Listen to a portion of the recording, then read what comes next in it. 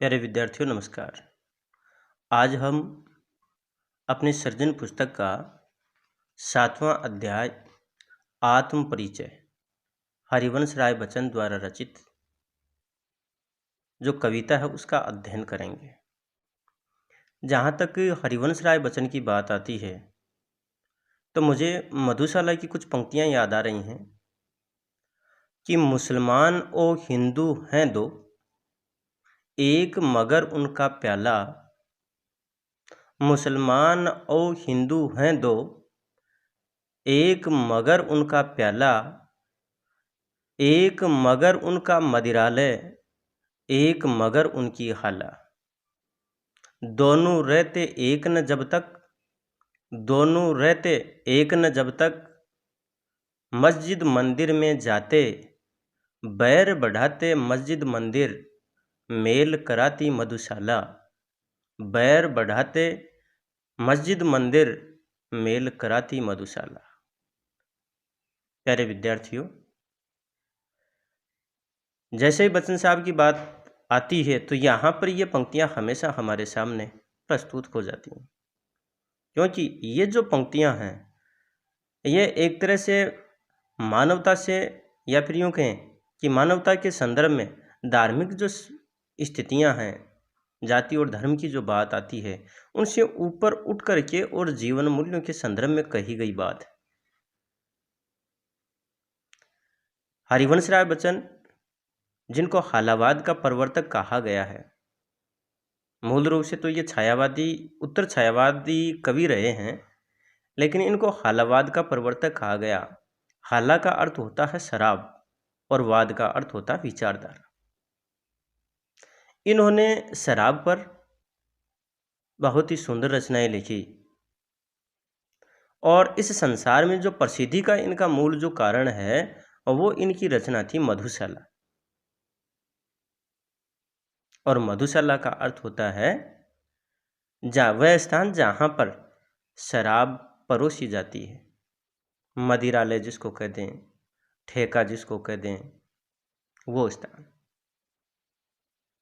भले ही चाहे इन्होंने शराब को लेकर के लिखा हो, लेकिन सबसे बड़ी बात ये थी कि जीवन में इन्होंने कभी भी शराब को छुआ तक नहीं। ऐसा कहा जाता है कि अपने जीवन में कभी भी इन्होंने जो हाला है, जो शराब है, उसको छुआ तक नहीं, लेकिन उसके बाद भी उन्होंने इस प्रकार से मधुशाला को लिखा कि जैसे कि वो शराब में डूब करके लिख रहे हों। प्यारे विद्यार्थियों, हमारे यहाँ पर जो आत्म परिचय एक गीत हरिवंश राय बच्चन,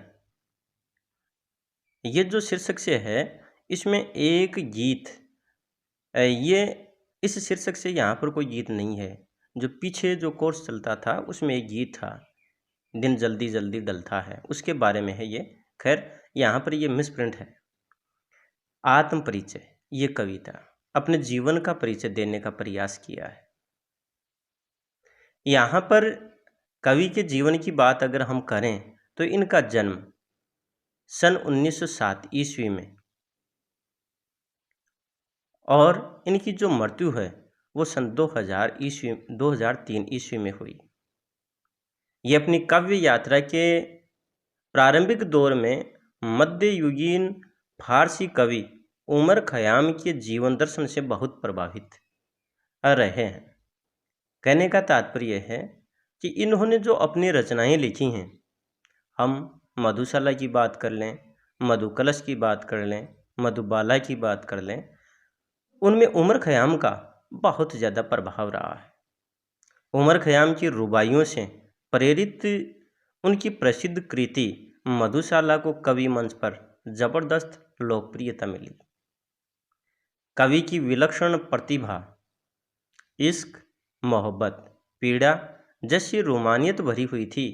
वे परस्पर झगड़ने के बजाय प्यार को महत्व देते थे। तभी तो उन्होंने कह दिया ना कि बैर बढ़ाते मस्जिद मंदिर, मेल कराती मधुशाला। वहीं पर उनकी रचनाओं के संदर्भ में बात करते हैं तो इनकी रचनाएं जो हैं, मधुशाला, मधुबाला, मधुकलश, निशा निमंत्रण, एकांत, संगीत, आकुल, अंतर, मिलन, यामिनी, सतरंगिणी, आरती और अंगारे, नए पुराने झरोखे तथा टूटी फूटी कड़ियाँ, ये मुख्य रचनाएं। इतना ही नहीं, इनके 4 आत्मखंड भी हैं, जिनमें है क्या भूलूं क्या याद करूं, नीड़ का निर्माण, फिर बसेरे से दूर, 10 द्वार से सोपान तक। इनके द्वारा लिखित प्रवासी की डायरी तथा अनुवाद ग्रंथ हेमलेट, जनगीता व मैकबेथ भी लोकप्रिय रहे हैं। यहाँ संग्रहित उनकी जो कविता है, संकलित जो इनकी कविता है आत्म परिचय, इसमें अपनी अस्मिता, अपनी पहचान का बोध कराती है, अपने सम्मान का बोध कराती है। सुख दुख को समभाव से स्वीकारते हुए जग जीवन से जुड़े रहने और जीवन में ही आनंद प्राप्त करने की बात कहती है। कवि प्रेम रूपी जो मदिरा है उसको पीता है और उसकी मस्ती में ही जीवन का जो गीत है उसको गाता है। संसार की जो मौजें हैं अर्थात जो लहर, चुनौतियाँ, सांसारिक जीवन की जो चुनौतियाँ हैं, उन चुनौतियों को कवि मस्त भाव से स्वीकार करता है। उन चुनौतियों पर, उन मौजों पर मस्त भाव से वह बहना चाहता है और अपनी मस्ती में वह नित्य नए जग का निर्माण करता है।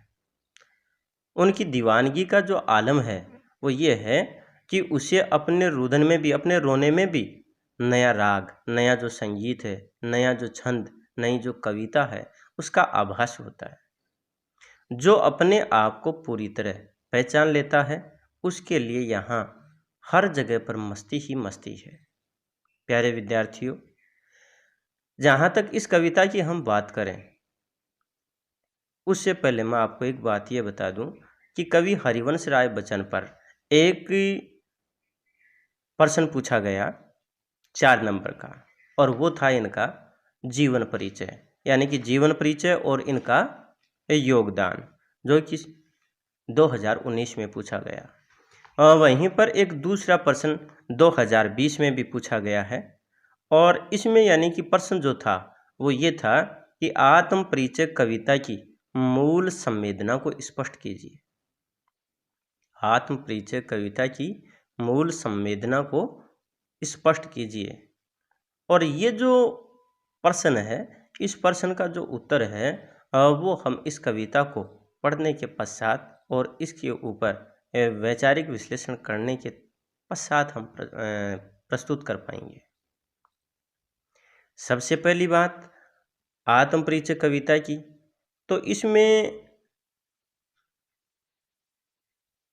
भाषा जो है वो साहित्यिक खड़ी बोली है। वहीं पर इसमें जो छंद है वो छंद रुबाई छंद है।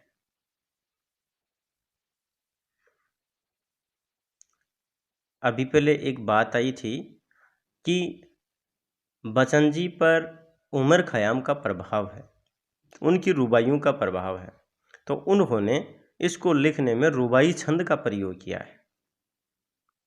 तो देखिएगा कि मैं जग जीवन का भार लिए फिरता हूँ, फिर भी जीवन में प्यार लिए फिरता हूँ, कर दिया किसी ने झंकृत जिनको छूकर, मैं सांसों के 2 तार लिए फिरता हूँ। प्यारे विद्यार्थियों, ये रुबाई पढ़ने से पहले मैं आपको एक बात कहता हूँ, बताता हूँ, और एक महत्वपूर्ण प्रश्न है वो, और वो प्रश्न ये बनता है कि हरिवंश राय बच्चन द्वारा रचित आत्म परिचय कविता में विरोधाभास का परिचय मिलता है, स्पष्ट कीजिए। प्रश्न को मैं पुनः दोहरा रहा हूँ कि हरिवंश राय बच्चन द्वारा रचित आत्म परिचय कविता में विरोधाभास का परिचय मिलता है, स्पष्ट कीजिए। कि जगह जगह पर विरोध का आभास होता है, जहाँ विरोधाभास अलंकार है, और विरोधाभास अलंकार वहाँ पर होता जहाँ पर व्यक्ति जो बात कह रहा है उसमें विरोध नहीं होता, लेकिन विरोध का आभास होता है। और जैसे ही वो बात स्पष्ट करता है वहाँ पर वो विरोध शांत हो जाता है। तो यानी कि जगह जगह जो पंक्तियाँ आई हैं, रुबाइयाँ आई हैं, इनमें हमें विरोधाभास देखने को मिलेगा। अब पहली रुबाई में देखिए ना कि मैं जग जीवन का भार लिए फिरता हूँ। यहाँ पर जग जीवन का अर्थ है सांसारिक जीवन, भार का अर्थ है बोझ, कि मैं इस सांसारिक जीवन में या इस सांसारिक जीवन का बोझ लिए हुए फिरता हूँ, फिर भी जीवन में प्यार लिए फिरता हूँ। अब एक तरफ तो सांसारिकता को बोझ मान रहे हैं और वहीं पर जीवन में प्रेम लिए रहने की बात कर रहे हैं, तो यहाँ पर यह विरोधाभास है। परंतु कवि जो कहना चाह रहे हैं वो क्या कह रहे हैं कि मैं इस सांसारिकता के बोझ को लिए फिर रहा हूँ, अर्थात इस संसार में रह रहा हूँ, तो मैं समाज से बचा हुआ नहीं हूँ, इस संसार से बचा हुआ नहीं हूँ। परंतु जो संसार या फिर जो समाज है उसकी जो विचारधारा है वो अलग है, मेरी विचारधारा अलग है।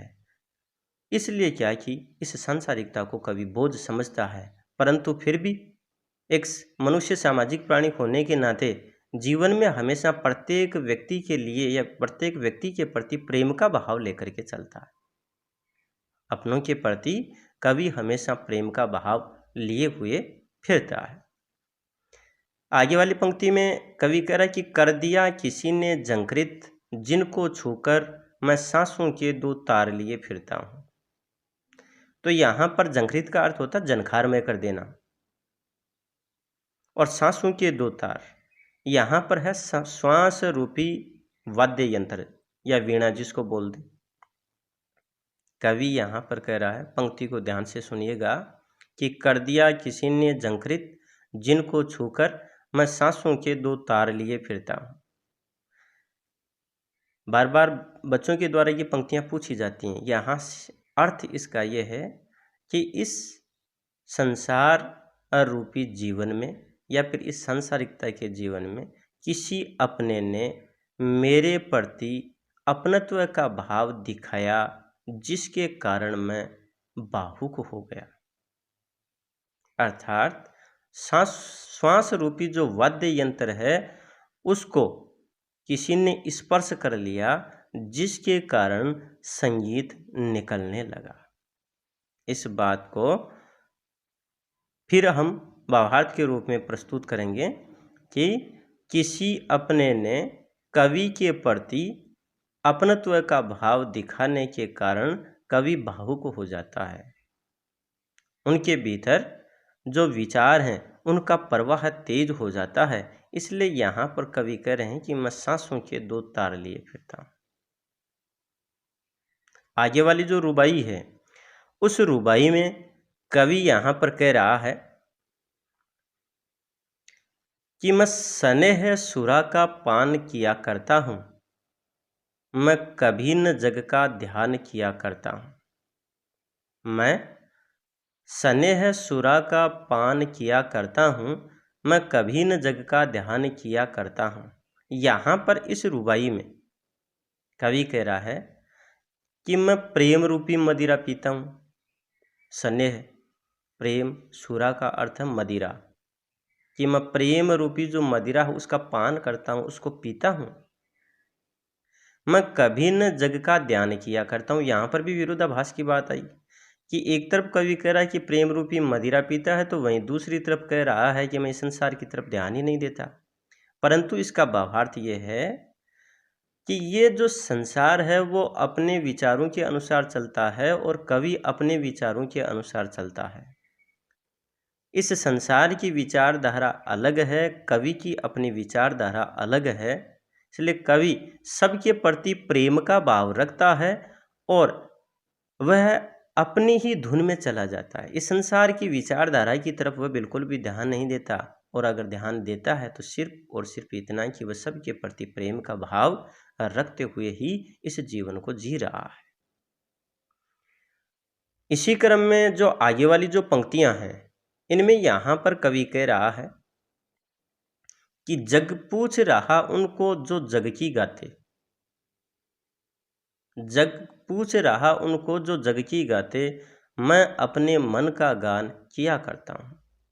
इस संसार में उन लोगों की ज़्यादा पूछ होती है जो इस संसार के विचारों के अनुकूल, इस संसार की मन स्थिति के अनुकूल, जो उनकी प्रशंसा करता रहता है, जो उन्हीं के अनुसार कर्म करता रहता है, वहाँ उसकी प्रशंसा होती है। लेकिन मैं कभी भी दूसरों की विचारधारा के वशीभूत होकर के कोई कर्म नहीं करता, या फिर यूँ कहें कि काव्य रचना नहीं करता। मैं तो सिर्फ और सिर्फ अपने मन का जो गीत है, अपने मन का जो गान है, उसको प्रस्तुत करता हूँ। मैं अपने मन के अनुसार चलता हूँ।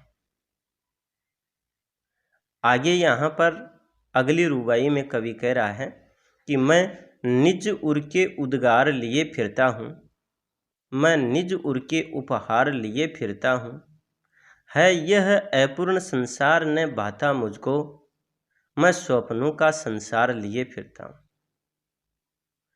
यहाँ पर निज शब्द का अर्थ है स्वयं, उर का अर्थ है हृदय, उद्गार का अर्थ है भाव, और नीचे वाली जो पंक्ति है इसमें जो उपहार शब्द है इसका अर्थ तो भेंट है, लेकिन वैसे इसका भावार्थ जीवन मूल्य है। तो देखिएगा इसका अर्थ कि मैं निज उर के उद्गार लिए फिरता हूँ, मैं अपने हृदय के जो भाव हैं उनको लिए फिरता हूँ। अर्थात मैं संसार की विचारधारा के अनुसार नहीं चलता, मैं तो अपने अनुसार चलता हूँ, और मैं अपने ही हृदय के जो भेंट है उसको लिए फिरता हूँ, अर्थात मैं अपने ही जीवन मूल्यों को लिए फिरता हूँ। यहाँ निज उर के उपहार का अर्थ है जीवन मूल्य, जिनमें प्रेम, सामंजस्य, स्नेह, सौहार्द, कल्याण, ये सारे जो भाव हैं अब वो समाहित है।